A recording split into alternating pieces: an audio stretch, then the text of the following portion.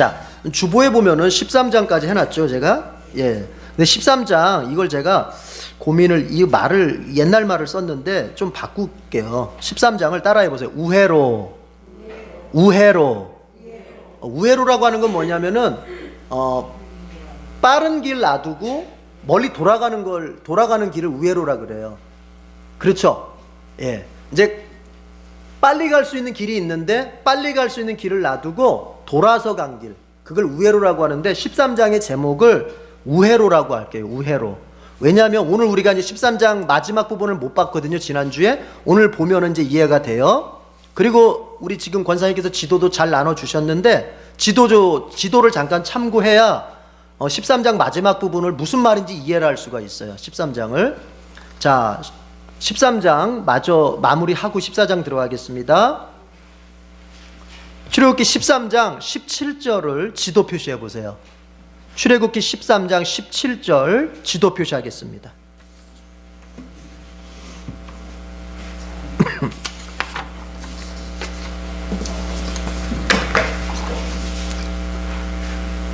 자, 같이 읽어보겠습니다. 시작. 바로는 마침내 이스라엘 백성을 내보냈다. 그러나 그들이 블레셋 사람의 땅을 거쳐서 가는 것이 가장 가까운데도 하나님은 백성을 그 길로 인도하지 않으셨다. 그것은 하나님이 이 백성이 전쟁을 하게 되면 마음을 바꾸어서 이집트로 되돌아가지나 않을까 하고 염려하셨기 때문이다. 자, 마저 표시하고 설명하겠습니다. 21절을 망원경 표시할게요. 13장 21절 망원경 표시하겠습니다.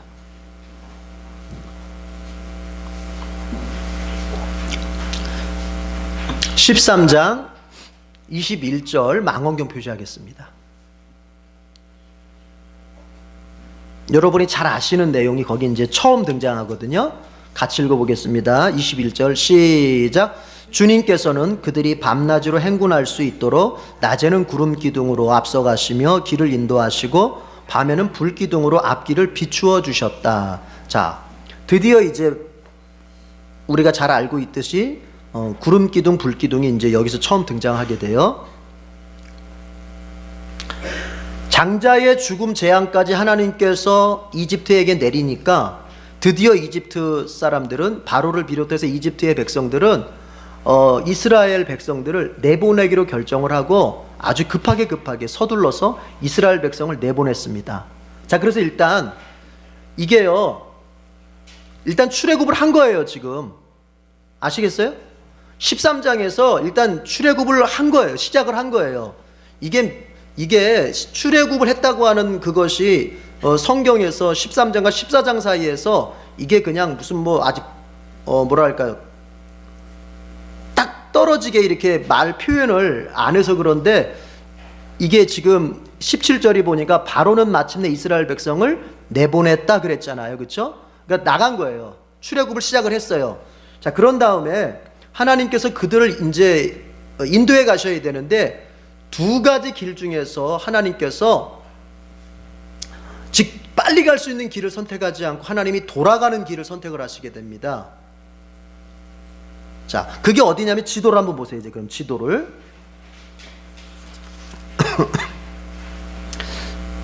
좀 잘 큼지막하게 된 지도를 좀 이렇게 골라오느라고 이걸 가져왔는데, 자, 보시면 여러분이 어디를 보시면 되냐면은 라암셋이라고 보세요. 라암셋 있죠?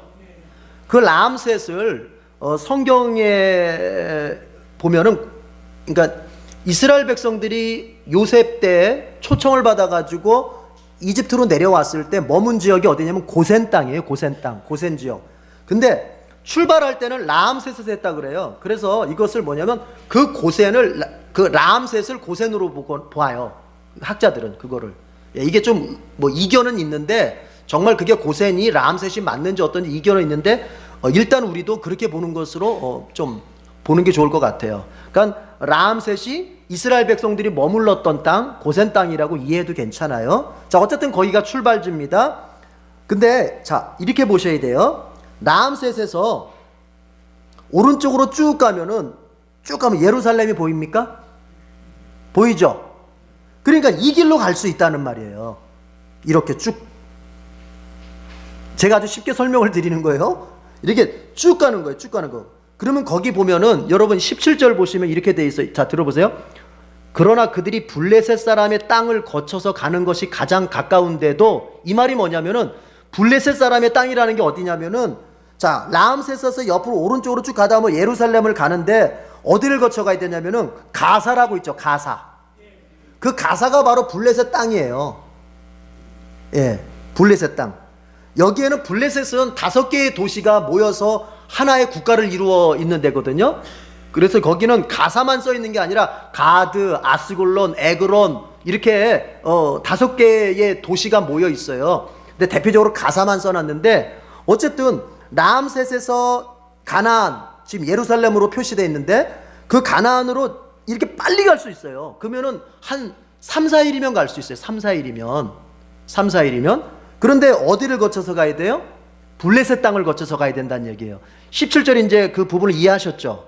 무슨 말인지 이해하셨어요? 예.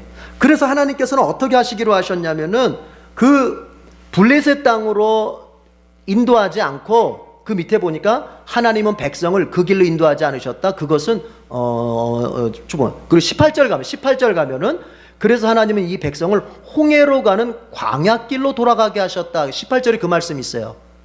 있죠? 광야길. 그럼 광야길이 어디냐? 라암셋에서 쭉 밑으로 내려오면 이제 에담 광야 있죠? 에담 광야. 그래서 지금 여기 화살표 표시들 있죠? 결국 이 길로 하나님이 인도하셨다는 얘기예요. 이 길로. 이해가 됩니까? 그러니까 원래는 직진으로 빨리 갈 수 있는데 하나님이 이렇게 우회로 멀리 돌아가게 만들었단 말이에요. 그래서 홍해를 건너게 되는 거예요. 그 에담 광야라고 하는 곳에 저기 홍해를 건너게 표시가 돼 있잖아요. 홍해를 건너게 되잖아요. 숙고돼서 에담 광야라는 글자를 갈 때 이렇게 건너가죠. 그게 홍해를 건너는 거예요. 그게 이제 그건 오늘 14장에서 이제 볼 텐데. 자, 그러면은 이제 지도 보지 마시고 이거 하나 말씀드리려고 지도를 한번 보는 거하고 안 보는 거하고 이게 차이가 커요. 사실은 교회가 형편이 더 되면은 이게 이런 걸 설명할 때는 여기다가 딱 스크린 띄워놓고 지도를 이렇게 좀 보여주면서 이렇게 하고 싶은데 뭐 어렵잖아요. 지금 상황이 이거 내리면 제가 잘 안 보이니까 산만해지고. 어쨌든 이렇게라도 우리가 봅니다. 자, 앞으로 성막을 들어가면은 성막에 관련된 그림도 우리가 하나하나 보면은 그 성막에 관련해서 그 다음에 이제 제사 드릴 때 쓰는 도구들에 대해서 글로만 읽을 때하고 그걸 사진으로 직접 보면은 또 이렇게 달라져요. 이런 거구나. 법궤가 이렇게 생긴 거구나. 번제단은 이걸 보고 말하는 거구나. 이런 것들. 자, 그거 앞으로 이제 출애굽기 뒷부분에 가서 우리가 그렇게 해보고요. 그런데 하나님께서 가나안까지 빨리 갈 수 있는 블레셋 길을 선택하지 않고 오히려 멀리 돌아가도록 거의 보름 이상, 한 달 가까이 돌아가야만 되는 그 광야길을 선택하신 이유가 뭐냐? 17절에 있어요. 17절에 그게 뭐냐면은 그들이 전쟁을 하게 되면 마음을 바꿔서 이집트로 돌아갈까 봐.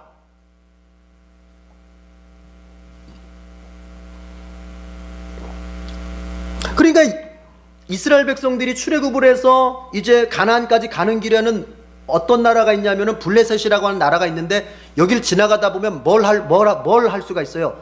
전쟁을 해야 되잖아요. 그걸 통과를 해야 되니까. 그러면은 이스라엘 백성들이 마음이, 여러분, 이 사람들이 지금 전쟁을 할 수 있는 준비가 되어 있어요? 아니잖아요. 노예로 살다가 지금 도망쳐 나왔는데 무슨 전쟁을 할 수 있어요? 그러면 어떻게 되느냐? 블레셋 군대, 거기는 아주 강한 군대거든요. 이 사람들은 아주 전사들이에요. 무기도 아주 최첨단의 무기를 가지고 있고, 벌써 블레셋은 그 당시에 철제 무기를 썼단 말이에요. 철제 무기를. 그러니까 이게 상대가 안 돼요. 그럼 만약에 그런 전쟁의 상황이 벌어지면 이스라엘 백성들이 마음이 흔들린단 말이에요. 그래서 우리 괜히 나왔다, 다시 이집트로 돌아가자, 이렇게 마음을 바꿀까봐 하나님이 블레셋을 피해서 돌려서 인도하셨다는 거예요. 시간이 걸리더라도 그 믿음이 흔들리지 않게끔 돌려서 이제 마음이 흔들리지 않게끔 돌려서 데려갔다는 얘기를 성경이 하고 있어요. 그런데 여러분 한번 보세요. 길로만 보자면 이건 손해잖아요. 3, 4일이면 갈 거리를 한 달 이상 걸려야 되는 길로 가니까 길 자체로만 보자면은 이것은 손해입니다. 그렇죠? 그런 생각 안 드세요? 맞잖아요. 길로만 보면은. 그러나 이것은 손해가 아니라 이것은 이익을 보는 거죠. 왜요? 여러분, 중간에 내가 흔들려서 이집트로 다시 돌아가 버리면은 그건 안 나오면 못한 거예요. 그거는. 자, 그러면 이런 걸 우리가 생각해 봐야 돼요. 때로는 하나님께서 내가 다 이해할 수 없지만 나의 인생의 길을 돌려서 인도하실 때가 있어요. 이렇게 가면 더 빨리 갈 텐데, 이렇게 가면 더 직진으로서 내가 그 목표에 더 빨리 도달하고 그 상황에 내가 더 좋은 결과를 낼 수 있을 텐데, 그래서 내 계산법에 의하자면은 이것을 하나님께서 이렇게 인도해 가시면 좋을 텐데, 내 생각과는 다르게 하나님께서 돌려서 더 멀리 돌게 하거나 더 시간이 오래 걸리게 하거나 뭔가 내가 더 복잡하게 내가 뭔가를 해야 되거나, 하여튼 내가 원하는 것과 내 계산법과 다른 그 길로 하나님이 인도하실 때가 있단 말이에요. 그러면 우리는 자꾸 계산기를 두드리면서 이렇게 하는 게 더 합리적이고 이렇게 하는 게 더 내가 볼 땐 좋은 길인데, 더 단축하는 길이고 더 이게 지혜로운 길인데 왜 하나님이 그렇게 하실까? 이렇게 가는 거는 믿음이 없는 거예요. 하나님께서 우리의 인생길을 돌려서 데리고 가실 때는 그만큼의 우리를 향한 어떤 뜻이 있어서 그런 거예요. 여러분, 대표적으로 고난을 보세요. 고난이라고 하는 것은 인생을 돌아가는 거예요. 그게. 그런데 하나님께서 왜 우리 신자들에게 고난을 주실까요? 그것을 나의 인간적인 계산법으로 따지면 도대체 이해가 안 가요. 나를 사랑한다면서 왜 고난을 허락해? 나를 보호해 준다면서 왜 고난을 허락해? 내가 잘 되기를 바라신다면서 왜 나에게 이런 장애들을 허락해? 내 계산법으로는 도대체가 이해가 안 가는 거예요. 그러나 여러분, 믿음으로 계산하면 다 이해가 됩니다. 믿음으로 바라보면 다 이해가 됩니다. 무슨 믿음일까요? 지금 이스라엘 백성들 앞에 보여준 믿음이에요. 여러분, 지금 하나님께서 이스라엘 백성들을 돌려서 데려가는 이유가, 더 멀지만 돌려서 데려가는 그 이유가 이스라엘 백성들에게 고통을 주기 위함입니까? 아니면 이스라엘 백성들을 보호하시기 위함입니까? 보호하심이에요. 우리는 우리의 인생길이 좀 돌아가는 것 같다, 고난을 당하고 어려움을 당할 때 뭔가 돌아가는 것 같다 할 때 우리가 믿어야 할 것은 뭐냐면은 하나님은 이렇게 해서 나를 보호하신다는 걸 믿어야 돼요. 이 믿음이 있으면 시간이 조금 늦춰져도 내가 원하는 시간대로, 내가 원하는 속도로, 내가 원하는 방법으로 되어지지 않는 것에 대해서 우리는 마음 평안하게 기다리며 갈 수가 있게 되는 것입니다. 오늘 우리는 그 말씀을 오늘 이 사건 속에서 봐요. 염려하지 마세요. 하나님께서 우리를 인도해 가실 때는 하나님의 계획표상에 다 이게 짜여져 있는 거예요. 짜여져 있는 거예요. 어떤 부모도 자식에게 나쁜 것을 줄 부모는 없습니다. 너희가 악한 자라도 너희 자식에게는 좋은 것을 줄 알거든. 하물며 하늘에 계신 너희 아버지께서, 선하신 분께서 왜 너희에게 좋지 않은 것을 주시겠느냐. 이걸 믿는 게 믿음이에요. 지금 고난 중에 있는 분이 있다면, 주님 앞에서 지금 인생길 너무 돌아가는 것 같아서 힘든 마음을 가지고 있다면, 오늘 이 말씀 속에서 아하, 이것이 나를 보호하는 길이구나, 이것이 나를 새롭게 하는 길이고 이것이 나의 믿음을 세워주는 길이기에 하나님 어쩔 수 없이 나를 이렇게 인도해 가시는 거구나, 이렇게 믿으시기를 축복합니다. 21절을 보면은 드디어 그렇게 해서 이스라엘 백성들이 이제 돌아가게 되는데, 그 돌아갈 때, 자, 그 얘기부터 먼저 하죠. 그렇게 해서 이스라엘 백성들이 출애굽을 해서 떠나갔을 때요, 모세는 요셉의 유고를 가지고 나오게 됩니다. 여러분, 우리 창세기 50장 12절인가요? 거기서 우리가 이런 걸 봐요. 요셉이 죽을 때 유언을 합니다. 이제 하나님께서 너희들을 기억하셔서 분명히 너희들을 찾아오실 것이다. 지금은 너희가 이집트 땅에 살고 있지만 하나님 반드시 너희 생각해서 너희 찾아오실 것이고 너희들을 다시 우리 아브라함과 이삭과 야곱에게 약속하신 그 조상들에게 약속하신 가나안 땅으로 너희들을 하나님이 데려가실 것이다. 이걸 예언을 하고 그러면서 유언을 해요. 그때에 그러니까 하나님께서 너희들을 다시 가나안 땅으로 데리고 나가실 때에 그때에 내 뼈를 내 유고를 잘 챙겨서 가나안 땅으로 가지고 가서 거기서 이장을 좀 해다오 그렇게 유언을 해요. 그것을 모세는 기억하고 요셉의 유고를 이 19절의 내용이에요. 19절 모세의 유고를 가지고서 이제 출발을 하게 되는 겁니다. 여러분 요셉은요 이런 모습이었던 거예요. 우리가 본받아야 될 모습이에요. 요셉은 근원적으로는 가나안 땅을 바라보는 사람이에요. 근원적으로는. 그러나 하나님이 자신에게 지금 살라고 허락하신 이집트라고 하는 현실에서 최선을 다해서 산 사람이에요. 신자는 그렇게 살아야 돼요. 하늘나라를 먼저 진짜 바라볼 수 있어야 돼요. 천국을 진짜 있다고 믿고 천국을 진짜 소망할 수 있어야 돼요. 그것이 천국이라고 하는 것이 그저 사람 죽을까봐 죽을 게 두려워서 가상적으로 만들어낸 마약과 같은, 그래서 사람들 앞에 죽음이라고 하는 것을 두렵지 않게끔 하려고 가공해서 만든 이야기가 아니라 하나님이 분명히, 예수님께서도 분명히 하나님의 나라가 있다고 하는 것을 성경에서는 약속했는데 그것을 진짜 먼저 믿어야 돼요. 여러분과 제가 죽어서 갈 곳이 하나님의 나라 천국이 있다는 것을 믿으십니까? 먼저 그걸 믿어야 돼요. 여러분 그거 믿지 않으면 그 사람이 아무리 도덕적으로 착하게 살고 그 사람이 아무리 교회 속에서 평생을 생활했어도 그 사람은 예수 안 믿는 사람이에요. 예수님께서 이 땅에 오셔가지고 3년 동안 부지런히 가르쳤던 모든 가르침, 병을 고치고 먹이시면서까지도 가르쳐 주셨던 그 가르침의 핵심은 뭐냐면은 다른 게 아니에요, 여러분.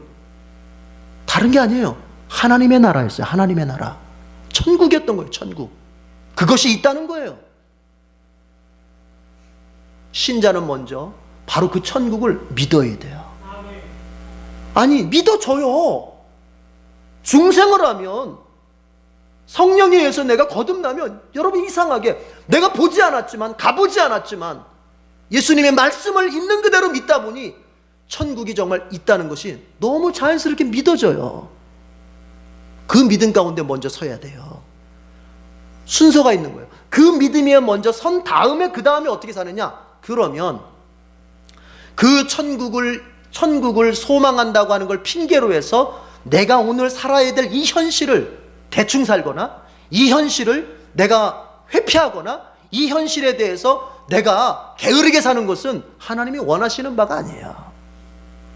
우리 신자들이 살아야 될 삶의 자세는 천국을 소망한다면 오늘을 내가 제대로 살아서 이 땅에 사는 동안 하나님께 영광을 돌릴 수 있어야 돼요. 그러니까 우리가 이 땅의 현실에서 나의 모든 것을, 에너지를 쏟아가면서 정말 꾀부리지 않고 거짓되게 살지 않고 정말 온 힘을 다해서 사는 이유가 어딨냐면은 신자는 잘 먹고 잘 사는데 그 목적이 있지 않습니다. 여러분도 아시잖아요. 사실 신자는 잘 먹고 잘 사는 데에 우리의 목적이 있질 않아요. 만약에 잘 먹고 잘 사는 데에 자신의 인생의 목적을 두고 가고 있다면 그 사람은 신자가 아니에요. 그리스도를 믿는 사람은 자신의 삶의 모든 것들을 통하여 하나님께 영광을 돌리길 원하는 거예요. 그게 신자의 모습이에요. 여러분, 근데 게으르게 사는 사람이 하나님께 영광 돌릴 수 있어요? 현실을 대충 사는 사람이 하나님께 영광 돌릴 수 있어요? 직장 가서 다른 동료들은 열심히 일하는데 나는 1인 저리 눈치 보면서 농땡이 부리는 사람이 하나님께 영광 돌릴 수 있어요? 안 되는 거예요. 그래서 진짜 천국을 소망하고 있고 진짜 천국을 믿고 있다면 그는 오늘 나의 가정과 나의 일터와 그리고 이 세상의 삶의 어떤 자리에서든지 내가 최선을 다해 사는 거예요. 최선을. 그 최선을 다하는 목적은 하나님께 영광을 돌리기 위해서. 그러는 가운데 하나님께서 나에게 잘 살 수 있는 길도 열어주시고 내가 먹고 살 수 있는 길도 열어주시고 나의 가족들이 잘 되는 길도 열어주시고 이러는 것이죠. 그 순서가 있어요. 먼저 먼저 하나님의 나라를 바라볼 수 있어야 돼요. 그리고 하나님의 나라를 품었다면 이제 하나님께서 나에게 허락하신 오늘 바로 이 자리에서 하나님의 사람답게 살아야 돼요. 요셉은 그렇게 살았던 거예요. 내가 언젠간 그 가나안으로 간다. 심지어 죽어서조차도 내가 그 가나안에 간다. 그러나 그 가나안을 핑계로 해서 요셉이 살아야 될 이집트 땅에서 어떻게 살았어요? 게으르게 살지 않았어요. 최선을 다해서, 총리로서의 일을 최선을 다해서 그렇게 살았던 거죠. 여러분, 우리 자신이 그렇게 살아야 돼요. 그래서 예배를 드려야 될 자리는 최선을 다해서 예배를 드리고, 또 일터에 가서 일할 때는 또 최선을 다해서 일하고, 가정을 돌볼 때는 그냥 최선을 다해서 가정을 돌보고, 이런 우리가 될 때 하나님께서 영광을 받으시고 그런 우리에게 주님께서 수고하셨다고 복을 주실 줄로 믿습니다. 요셉은 그걸 유언했고 모세는 그걸 그대로 실천했습니다. 그 21절에 가니까 하나님께서 그렇게 출애굽한 이스라엘 백성들을 홀로 두지 않고 그들을 친히 이제 인도에 가시는데, 인도에 가시는 그 방법이 뭐냐면은 낮에는 구름 기둥으로 인도하시고 밤에는 불 기둥으로 인도하셨다 그래요. 예. 그래서 하나님께서 그 인도하심을 구름 기둥과 불 기둥으로 나타냈는데, 그런데 여기서 이거 하나 짚고 넘어가요. 여러분 21절 보세요. 다시 한번 21절에 보면은 하나님이 구름 기둥과 불 기둥으로 이스라엘 백성들을 인도하신 목적이 있어요. 목적이. 21절 제가 그만할 때까지 읽어보세요. 시작. 주님께서는 거기까지요. 왜 낮에 구름 기둥으로 그들을 빛을 가려서 그늘 만들어서 그들이 그늘을 만들어서 그들을 인도하셨을까요? 밤에는 보이지 않는 길에다가 횃불을 밝혀서 불기둥으로 그들을 왜 그렇게 인도하셨을까요? 밤낮으로 행군할 수 있도록 하기 위해서요. 그건 무슨 얘기냐? 여러분, 우리가 신앙생활하면서 하나님의 능력을 경험할 때가 있어요. 기도하는 중에 하나님의 능력을 경험하고, 성경을 읽는 중에 하나님의 임재 속의 능력을 경험하고, 내가 주의 일하다가 어느덧 하나님의 능력이 나를 강권하시는 걸, 참 신비한 현상을 내가 경험할 때가 있어요. 자, 그런데 우리는 자꾸 그 신비 자체에 매이는 경우가 있어요. 그 신비 자체에 우리의 목표를 두는 경우가 있어요. 나의 그 체험 자체에 나의 신앙에 목적을 두는 경우가 있어요. 그러나 그건 바람직하지 않아요. 여러분 한번 생각해 보세요. 구름 기둥을 보고 간다. 얼마나 신비합니까? 하나님께서 밤에 불기둥을 세워서 이스라엘 백성들이 인도한다. 얼마나 신비하고 얼마나 정말 감동적입니까? 그러나 하나님께서 그런 구름 기둥과 불 기둥을 그들에게 체험케 하신 그 목적은 어딨냐면은 이걸 즐겨라가 아니에요. 구름 기둥을 즐겨라, 불 기둥을 즐겨라가 아니에요. 계속 뭐 해라? 행군하라는 거예요. 어디까지? 가나안 갈 때까지 행군하라는 거예요. 이건 무슨 얘기냐? 영적으로 말하자면 우리가 경험하는, 자, 우리가 신앙생활하면서 어떤 신비적인 걸 체험할 때가 있고, 때로는 신앙생활하면서 복을 체험할 때가 있어요. 잘 될 때가 있어요. 때로는 내가 신앙생활하면서 고난을 이겨냈던 하나님의 능력을 체험할 때가 있어요. 그러나 여러분, 그것이 우리의 자랑일 수 없습니다. 그것이 우리의 훈장일 수 없습니다. 우리는 그 모든 체험들, 신비 체험, 복의 체험, 그리고 승리의 체험들을 가지고서 뭘 할 수 있어야 되느냐? 내가 예수 믿는 신앙생활에 전진을 시킬 수 있어야 돼요.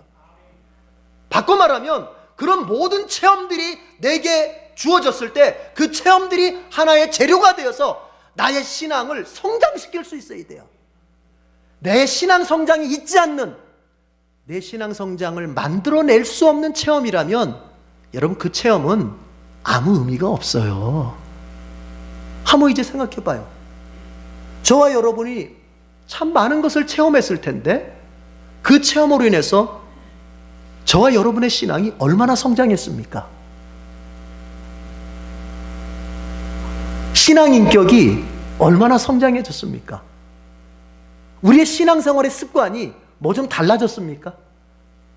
우리의 체험들로 인해서 우리 가정이 좀 달라지고, 나의 체험들로 인해서 나의 신앙하는 태도가 조금 달라졌습니까? 교회 생활하는 어떤 습관이나 교회 생활하는 어떤 태도가 좀 달라졌습니까? 그런 것과 연관이 되지 않고 그런 것에 대한 열매를 맺지 않는다면 우리의 신비 체험, 우리의 복의 체험, 우리의 승리의 체험은 아무 의미가 없어요. 주님 말씀하세요. 이스라엘 백성들을 낮에는 구름 기둥으로 밤에는 불 기둥으로 인도하신 그 목적이 어디 있느냐? 계속 행군할 수 있도록이에요. 바꿔 말하면 신앙이 계속 신앙의 성장을 이루어가게 하시려고 우리한테 이런 체험들을 주시는 거예요. 그 자체를 즐기지 마세요. 그 자체를. 이제부터 우리는 그래서 이렇게 적용합니다. 아하, 나에게 어떠한 체험이 있구나. 그러면 그것이 반드시 나에게 신앙 성장의 재료가 되어야 된다고 하는 이 중대 원리를 여러분 꼭 붙잡으시길 바랍니다. 예. 14장으로 가면요. 드디어 오늘 홍해를 건넙니다. 자, 빨리빨리 진행할게요. 8절 나침반 표시하겠습니다.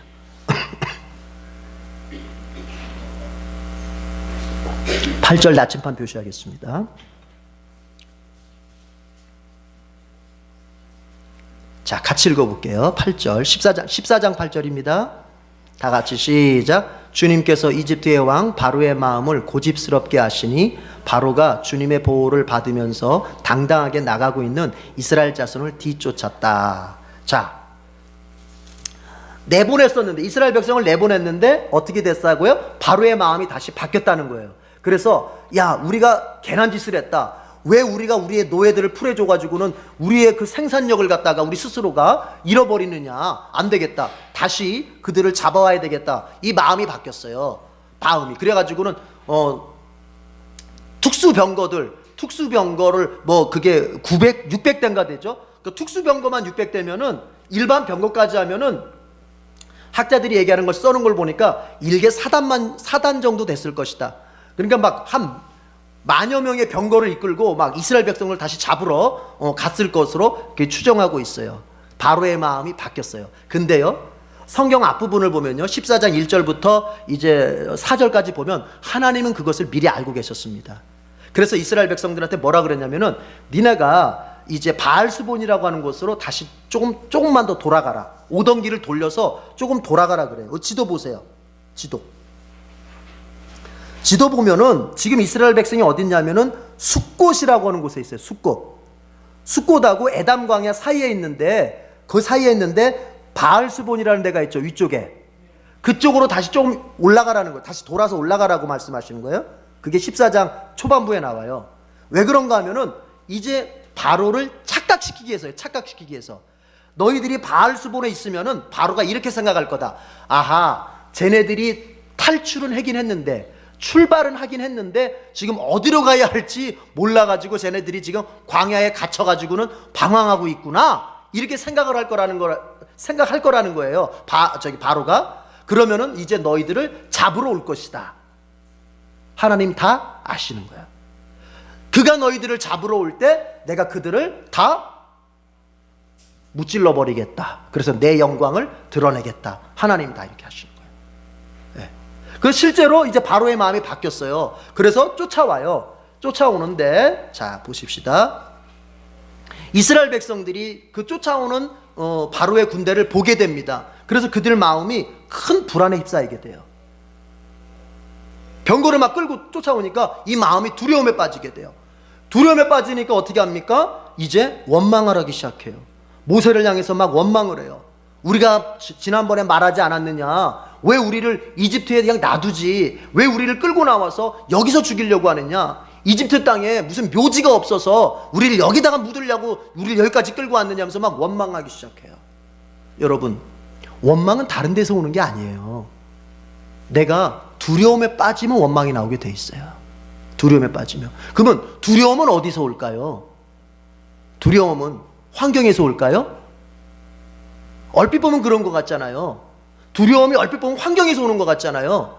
두려움은 하나님에 대한 불신앙에서 오는 거예요. 그래서 신앙의 반대말은 불신앙이 아니라 신앙의 반대말은 두려움이에요. 두려움. 그러니까 우리가 이걸 알아야 돼요. 누군가가 자꾸 원망하는 얘기를 한다. 원망하는 말을 한다. 그러면 우리는 이렇게 빨리 생각을 해야 돼요. 아, 이 사람이 뭔가를 두려워하고 있구나. 이걸 알아야 돼요. 그러면 그 사람이 두려워하고 있다면 이 사람은 지금 믿음이 굉장히 약해졌구나 이렇게 생각할 수 있어야 돼요. 자, 어쨌든 이스라엘 백성들이 그렇게 원망하기 시작했어요. 그러니까 모세가 이제 이렇게 얘기합니다. 13절에 보니까 모세가 이렇게 백성들한테 얘기를 해요. 두려워하지 마십시오. 당신들은 가만히 서서 오늘 당신들을 위해서 주님께서 어떻게 구원의 일을 하시는지 지켜만 보십시오. 이렇게 얘기를 해요. 너희들 두려워하지 말고 가만히 있으라는 거예요. 하나님이 이제 너희들을 위해서 구원의 일을 이루실 텐데 그거를 가만히 보고만 있으라는 거예요. 그러면서 이제 하나님께서 모세에게 말씀하십니다. 21절 지도 표시하겠습니다. 21절을 지도 표시하겠습니다.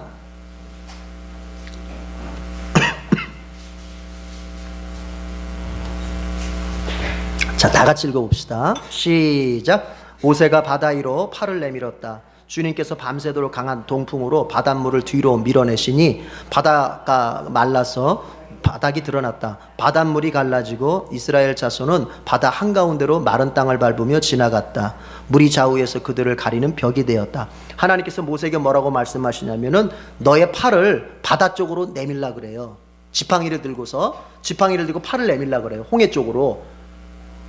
그러니까 모세가 그렇게 그대로 순종을 했더니 하나님께서 밤새도록 동풍을 불게 하셔가지고는 홍해를 둘로 쫙 나누세요. 그래서 물이 서로 흐르던 물이 물벽이 생겨서 이제 딱 양쪽으로 갈라져서 벽이 생겨서는 물이 갈라져 있게 되는 거예요. 그리고 땅은 여러분 땅이 질퍽질퍽하면 건널 수 있을까요? 못 건너요. 성경은 뭐라고 말하냐면 마른 땅을 건너듯이 건너요. 마른 땅. 그러니까 하나님이 아예 해저의 밑바닥까지 긁어내가지고는 땅이 질퍽질퍽하지 않도록 마른 땅으로 건널 수 있도록 하시는 거예요. 여러분 600만 명이 질퍽질퍽한 땅으로 서해 갯벌 들어가 보셨죠? 어떻게 지나가요? 거기를 못 지나가요. 하나님이 마른 땅이 드러날 때까지 다 긁어내시는 거예요. 이거를. 그래서 이제 이스라엘 백성들이 22절에 그 말이잖아요. 마른 땅, 바다 한가운데로 마른 땅을 밟으며 지나갔다는 거예요. 통과했던 거죠. 자, 그런데 이집트 사람들이 뒤에 쫓아오잖아요. 보니까는 홍해가 갈라져 있거든요. 그럼 우리도 들어간다 해가지고는 막 이제 병거 끌고 들어가는데 하나님께서 이제 다시 모세에게 다시 손을 내밀러 가니까 모세가 그대로 하니까 어떻게 됐어요? 갈라졌던 홍해가 하나로 다시 합쳐지게 되는 거예요. 합쳐져요. 자, 27절, 28절 마지막으로 나침반 표시하겠습니다. 27절, 28절 나침반 표시 읽어볼게요. 시작. 모세가 바다 위로 팔을 내미니 새벽녘에 바닷물이 본래의 상태로 되돌아왔다. 이집트 사람들이 되돌아오는 물결에서 벗어나려고 하였으나 주님께서 이집트 사람들을 바다 한가운데 빠뜨리셨다. 이렇게 물이 다시 돌아와서 병거와 기병을 뒤덮어 버렸다. 그래서 이스라엘 백성의 뒤를 따라 바다로 들어간 바로의 모든 군대는 하나도 살아남지 못하였다. 다 수장됐다는 거예요.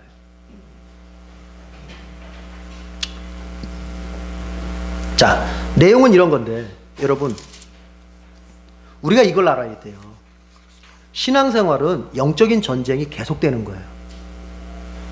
여러분이 예수님을 믿어서 구원받은 순간부터 여러분은 영적인 전쟁에 뛰어들었다는 걸 알아야 돼요. 이걸 모르면은, 이것을 인정하지 않거나 모르면은 그 사람은 신앙생활을 잘 해낼 수가 없어요.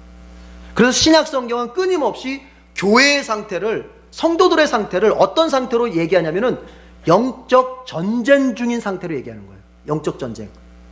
여러분이 예수님을 안 믿고 구원을 안 받은 사람이라면은 여러분은 영적 전쟁 할 필요 없어요.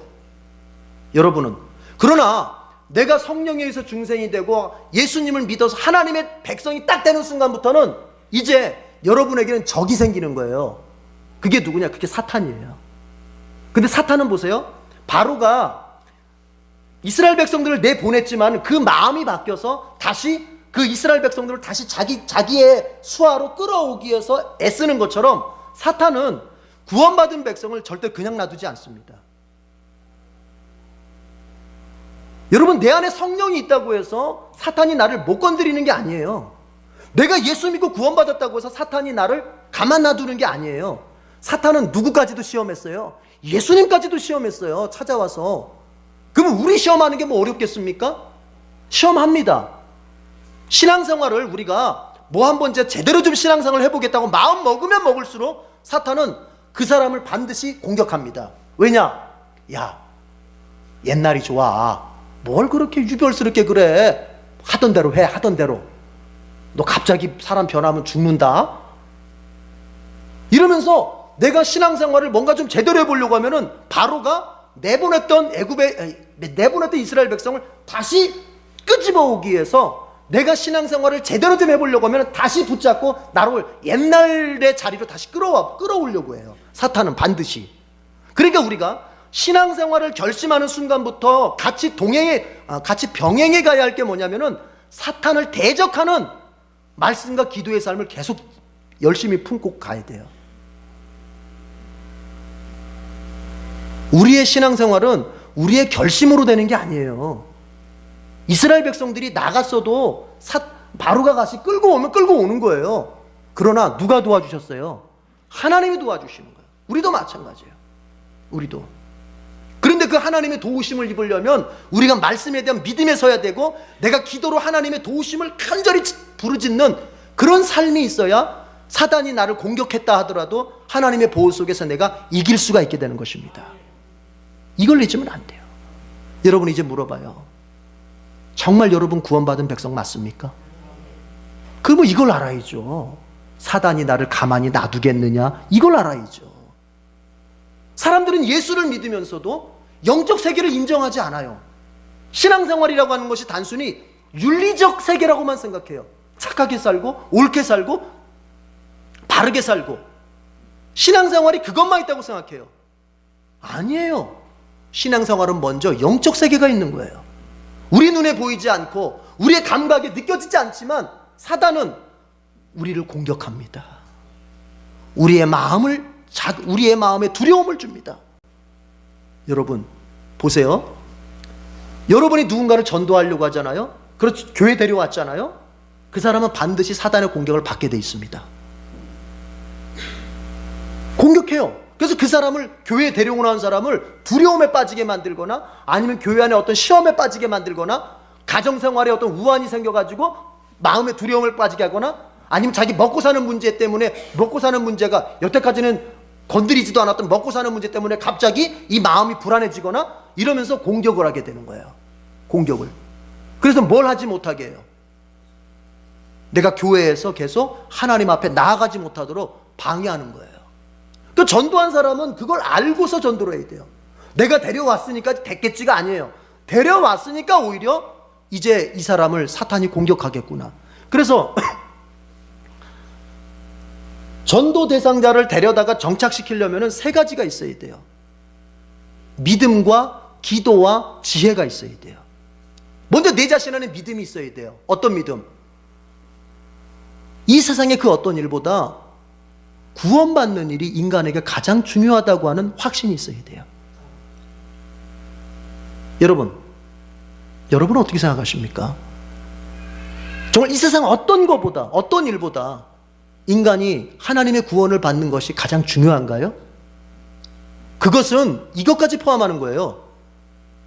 그 사람의 생계의 문제보다 구원이 더 중요하다는 얘기예요. 이렇게 여러분 인정하십니까? 쉽지 않아요. 쉽지 않아요.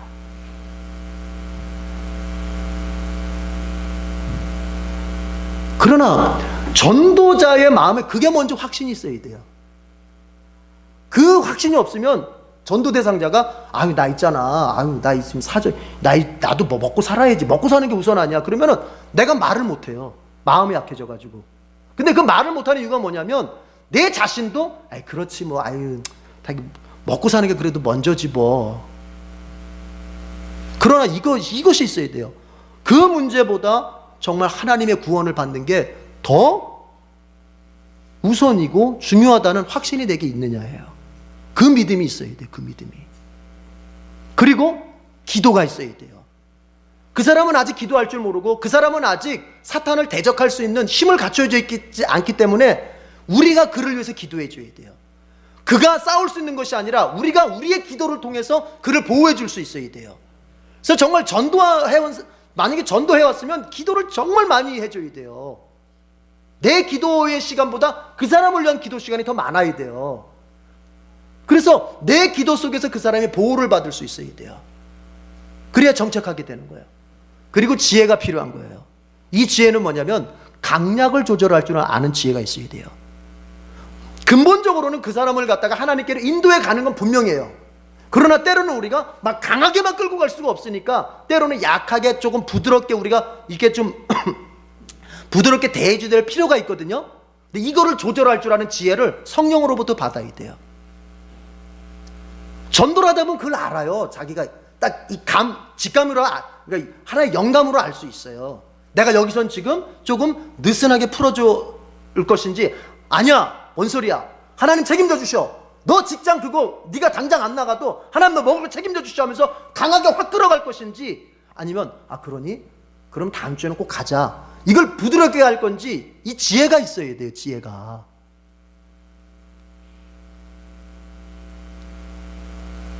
믿음과 기도와 지혜가 있어야 한 영혼을 구원해서 주님 앞에 데려갈 수 있는 거예요. 왜 그렇습니까?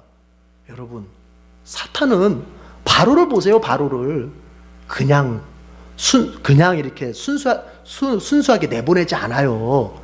반드시 자기 나라로 다시 끌고 가려고 하는 거예요. 이걸 알아야 돼요.